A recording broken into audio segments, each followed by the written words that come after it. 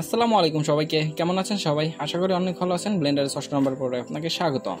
গত পর্বে আমরা ট্রান্সফরমেশনের মুভমেন্টের বিষয়গুলো দেখেছি। আজকে আমরা ট্রান্সফরমেশনের সেকেন্ড পর্ব, আমরা আজকে রোটেশন অ্যান্ড স্কেল সম্পর্কে জানবো। গত পর্ব আমরা যারা মিস করেছি তারা অবশ্যই গত পর্বটি দেখে নিব। গত পর্বে আমরা অনেক কিছু এক্সপ্লেন করার চেষ্টা করেছি। গত পর্ব যারা দেখিনি তারা আজকের পর্বটি বুঝতে একটু সমস্যা হতে পারে। তো অবশ্যই আমরা প্রথম পর্বটি দেখবো, দেন আমরা এই পর্বটি দেখবো। তো আজকে চলুন আমরা আমাদের যে ট্রান্সফরমেশনের সেকেন্ড পর্বে আমাদের রোটেশন অ্যান্ড স্কেল সম্পর্কে বিস্তারিত আলোচনা করা যাক।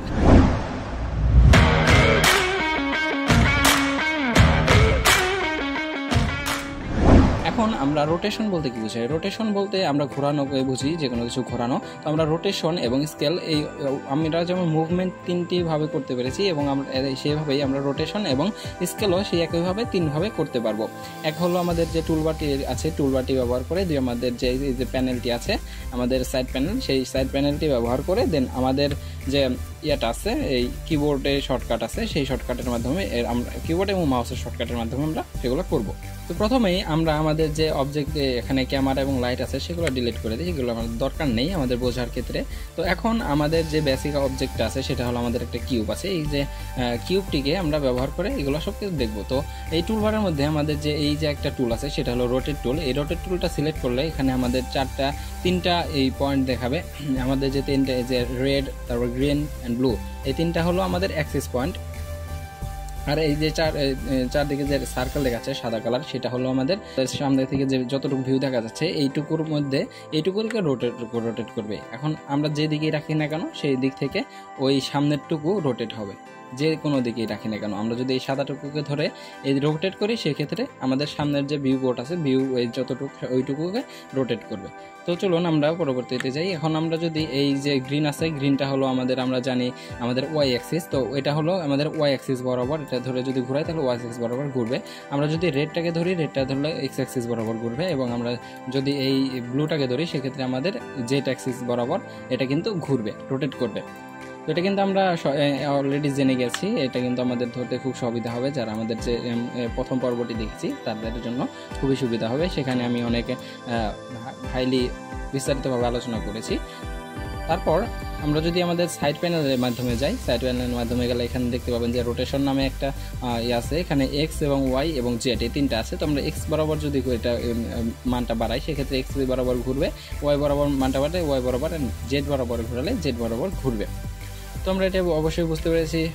এরপরে আমরা চলেন আমাদের যে কিবোর্ড আছে, কিবোর্ডের মাধ্যমে কীভাবে এটাকে রোটেট করতে পারি সেই বিষয়টি দেখা যাক।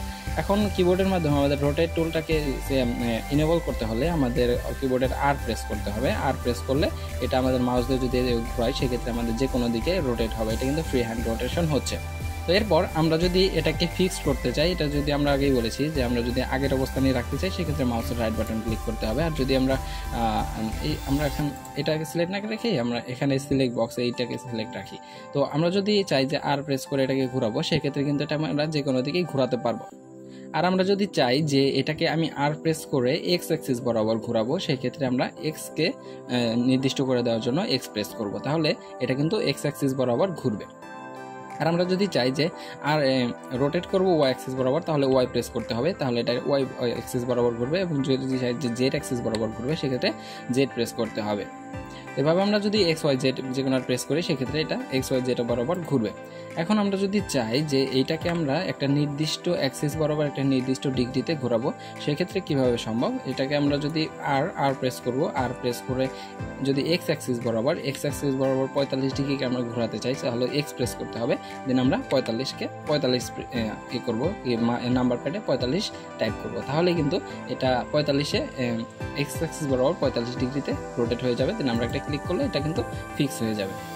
তো দেখতে পাচ্ছেন যে এটা এক্স অ্যাক্সিস বরাবর 45 ডিগ্রিতে রোটেট হয়ে গেছে। এখন যদি চাই এটাকে আমরা আরও রোটেট করতে পারবো। যদি আমরা আর প্রেস করি, আর প্রেস করার পর এটাকে যদি আমরা জেড অ্যাক্সিস বরাবর 45-এ রোটেট করি সেক্ষেত্রে 45 প্রেস করে ইন্টার প্রেস করলেও এটা কিন্তু আমাদের ফিক্স হয়ে যাবে। এটা এক্স এবং জেড বরাবর এটা কিন্তু 45-45-এ রোটেট হয়ে গেছে অলরেডি। তো এটাকে যদি আমরা সাইড প্যানেলের মাধ্যমে রোটেট করতে চাই সেক্ষেত্রে কী করতে পারি? সেক্ষেত্রে আমরা সাইড প্যানেলটি এনে এক্সকে এখানে দেখতে পাচ্ছেন এক্স 45 হয়ে আছে এবং জেড 45 হয়ে আছে, ওয়াই কিন্তু 0। তো আমরা যদি ওয়াই 45 বানাতে চাই সেক্ষেত্রে এখানে 45 প্রেস করে ইন্টার প্রেস করলে এটা এক্স ওয়াই জেড তিন দিকেই 45 ডিগ্রিতে রোটেট হয়ে গেছে। তো আশা করি বিষয়টি বুঝতে পেরেছেন। এরপর আমরা চলুন দেখি যে আমরা কিভাবে এটাকে রোটেট টুলটি ব্যবহার করে ফ্রি হ্যান্ডলি রোটেট করতে পারি।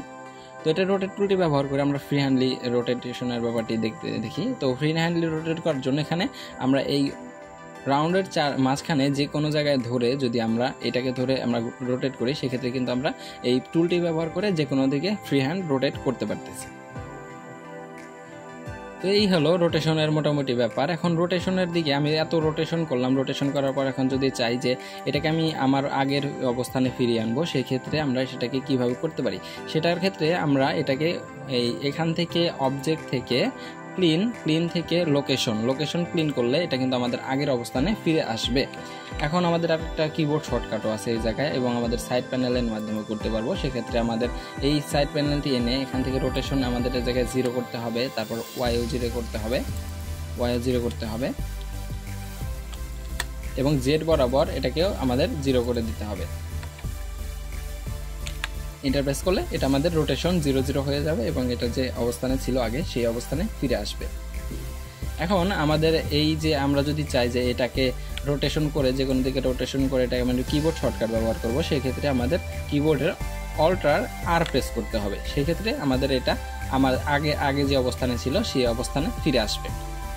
এটা কিন্তু আমাদের যদি মুভমেন্টের ক্ষেত্রে আমরা অল্টার জি প্রেস করেছি, অল্টার গ্র্যাব আর কি ওইটা আমরা প্রেস করেছি। তারপরে এখানে আমরা রোটেশনের ক্ষেত্রে অল্টার আর রোটেশনটাকে আমরা ফিক্স করলাম আগে যে অবস্থান ছিল সেটা শর্টকাট।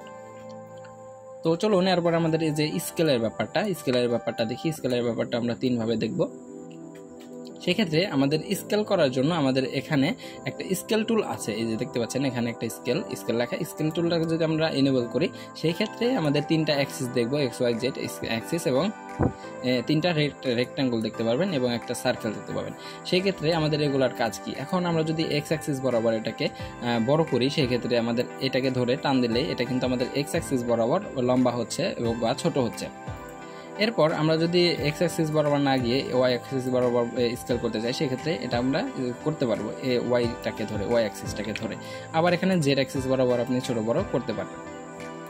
এটা কিন্তু সাধারণ বিষয়, আমরা এটা বুঝতে পারি সবাই। এরপরে আমরা যদি এই যে এখানে দেখতে পাচ্ছেন যে একটা এই ইয়াটা আছে, রেক্ট্যাঙ্গলটা আছে, এই রেক্ট্যাঙ্গলটার কাজ কি? এই রেক্ট্যাঙ্গলটাকে যদি আমি ধরে সেই যদি টানি, তাহলে সেই ক্ষেত্রে আমাদের যে ইয়াটা আছে ওই এক্স অ্যাক্সিসটা কিন্তু লক হয়ে আমাদের ওয়াই এবং জেড অ্যাক্সিস বরাবর এটা কিন্তু ছোট বড় হবে, কিন্তু এক্স অ্যাক্সিস বরাবর ছোট বড় হচ্ছে না, এটা কিন্তু ওয়াই এবং জেড বরাবর হচ্ছে। আবার যদি আমরা এই সবুজটাকে ধরি, সেক্ষেত্রে সবুজ যে ওয়াই অ্যাক্সিসটাকে লক করে দিবে এবং এক্স এবং জেড অ্যাক্সিস বরাবর এটা ছোট বড় হবে। আবার যদি আমরা এই ব্লুটাকে ধরি, এটা কিন্তু আমাদের যে জেডটাকে লক করে দিবে, জেডটাকে লক করে দিয়ে এটা কিন্তু আমাদের যে এক্স এবং ওয়াই বরাবর, এটাকে ব্লুটাকে ধরতে হবে, এই যে ব্লু, এটা কিন্তু আমাদের এই ব্লুটাকে ধরলে এখান থেকে আমাদের জেডটাকে লক করে দিবে, জেডটাকে লক করে দিয়ে এক্স এবং ওয়াই বরাবর এটা ছোট বড় হবে। তো গেল এটা আমাদের গেল ইয়ার পার্টটা। এখন যদি আমরা এই যে সার্কেলটাকে ধরে ছোট বড় করি, সেই ক্ষেত্রে আমাদের চারদিক থেকেই ছোট বড় হবে। এই সাদা সার্কেলটাকে ধরে যদি আমরা ছোট বড় করি, সেই ক্ষেত্রে আমাদের চারদিকেই ছোট বড় হবে। তো এটা গেল আমাদের যে টুলটি ব্যবহার করে আমাদের ছোট বড় বা স্কেলের কাজটি। এরপরে আমরা সাইডের যে এটা আছে সাইড প্যানেল, এটা ব্যবহার করে ছোট বড় করব।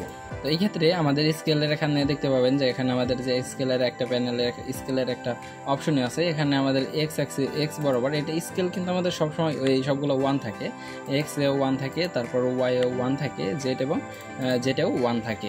সেই ক্ষেত্রে কিন্তু আমাদের একটা এই কিউবটা হয়ে যায় আর কি। এখন আমাদের এখানে যদি সবগুলো 0 দেই, এক্স বরাবর 0 দিলে বা ওয়াই বরাবর 0 দিলে এগুলো কিন্তু থাকবে না, এক্স ওয়াই বরাবর 0 দিলে এগুলো কিন্তু দেখতে পাচ্ছেন এখানে কিন্তু নেই, থাকছে না।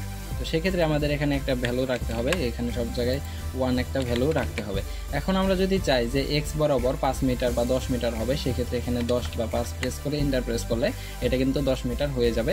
আবার ওয়াই বরাবর যদি আমরা চাই যে 10 মিটার হবে এবং জেড বরাবর যদি আমরা চাই যে 2 মিটার হবে বা এরকম হবে, তো এটা কিন্তু আমরা করতে পারবো। এখানে কিন্তু আমাদের এক্স বরাবর 10, ওয়াই বরাবর 10 এবং জেড বরাবর 2 মিটার আছে। তো এইভাবে আমরা এগুলো কিন্তু স্কেল করতে পারবো, এভাবে স্কেলগুলো ব্যবহার করে এটাকে ট্রান্সফর্ম করতে পারবো। তো গেল এটা আমাদের এই প্যানেলটা ব্যবহার করে। এখন আমরা আমাদের যে কিবোর্ড এবং মাউস আছে সেটা ব্যবহার করে এটাকে ফিক্স করার চেষ্টা করব অথবা স্কেল করার চেষ্টা করব।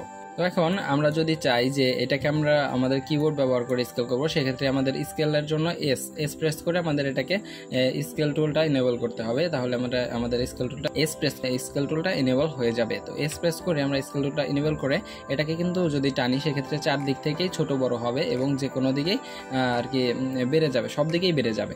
এখন আমরা যদি চাই যে কোনো একদিকে স্কেল হবে, একদিকে বাড়বে, সেক্ষেত্রে আমাদের এক্সপ্রেস করতে হবে। সেটা আমাদের এক্সপ্রেস করলে এক্স এর দিকে এটা কিন্তু বাড়বে এবং ওয়াই প্রেস করলে ওয়াই এর দিকে বাড়বে এবং জেড প্রেস করলে জেড এর দিকে বাড়বে।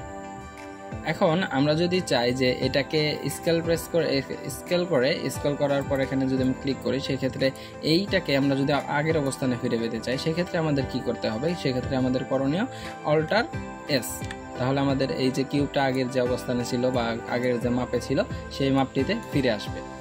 মোটামুটি আমাদের স্কেল টুলের কাজ শেষ। এখন আমাদের স্কেল টুলটা ব্যবহার করে কিভাবে কাজ করতে হয় সেগুলো আমি অবশ্যই বুঝিয়ে দেব। এখন আমরা আরেকটা জিনিস দেখি, স্কেল প্রেস করে যদি আমরা এইভাবে নিজেরাও ওই যে শর্টকাটগুলো ব্যবহার করে এগুলো কিন্তু করতে পারবো, এটা কিন্তু আমরা বুঝতে পারবো। তো এই এক্স প্রেস করে আমরা যদি এক্স বরাবর 10 মিটার বাড়াতে চাই, সেক্ষেত্রে আমাদের এক্স প্রেস করে 10 প্রেস করলে এটা 10 মিটার বেড়ে যাবে। এবং এস প্রেস করে ওয়াই বরাবর যদি 10 মিটার বাড়াতে চাই, সেক্ষেত্রে ওয়াই প্রেস করে তারপরে 10 প্রেস করলে এটা ওয়াই বরাবর 10 মিটার বেড়ে যাবে।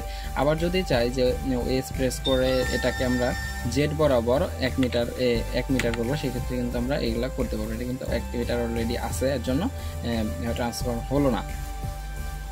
তাহলে আশা করি এগুলো বুঝতে পেরেছেন, রোটেশন অ্যান্ড স্কেলের ব্যাপারটি বুঝতে পেরেছেন। এগুলো কিন্তু আমাদের প্রতিনিয়ত লাগবে, সেক্ষেত্রে আমি কিন্তু এটাকে আপনাদের সামনে ভালোভাবে তুলে ধরার চেষ্টা করলাম এবং গোড়া থেকে বোঝানোর চেষ্টা করলাম। রোটেশনের ট্রান্সফরমেশনের দুইটি পর্ব, গত পর্বে আমরা মুভমেন্ট সম্পর্কে জেনেছি বিস্তারিত এবং এই পর্বে আমরা রোটেশন এবং স্কেল সম্পর্কে জানলাম। তো রোটেশন, স্কেল এবং মুভমেন্ট এই তিনটা বিষয় আমাদের খুবই ভালোভাবে জানতে হবে। আরেকটা বিষয়, আমরা কিন্তু যারা ব্লেন্ডার বেসিক থেকে শিখতেছি তাদের এই বিষয়গুলো কিন্তু একদম মনোযোগ দিয়ে শিখতে হবে এবং তাদের বাসায় খুবই প্র্যাকটিস করতে হবে। প্র্যাকটিস করে তাদের হাত ক্লিয়ার করতে হবে। এগুলো দিয়ে কিন্তু আমরা একদিন অ্যাডভান্সের দিকে যাব। আমাদের বেসিকটা ক্লিয়ার না থাকলে কোনোদিনও অ্যাডভান্সে গিয়ে আমাদের ভালো কিছু করা সম্ভব না। তো বেসিক আমরা আশা করি ভালোভাবে শিখবো এবং বাসায় প্রচুর প্র্যাকটিস করব। তো আমাদের ট্রান্সফরমেশনের যে বিষয়গুলো আরও কিছু পর্ব আসবে ট্রান্সফরমেশন নিয়ে আরও কিছু বেসিক এবং অ্যাডভান্স কিছু ভিডিও আসবে। তো এটা ছিল মোটামুটি বেসিক বলা যায়। বেসিকের যে ট্রান্সফরমেশনগুলো সবগুলো আপনাদের দেখিয়ে দিলাম।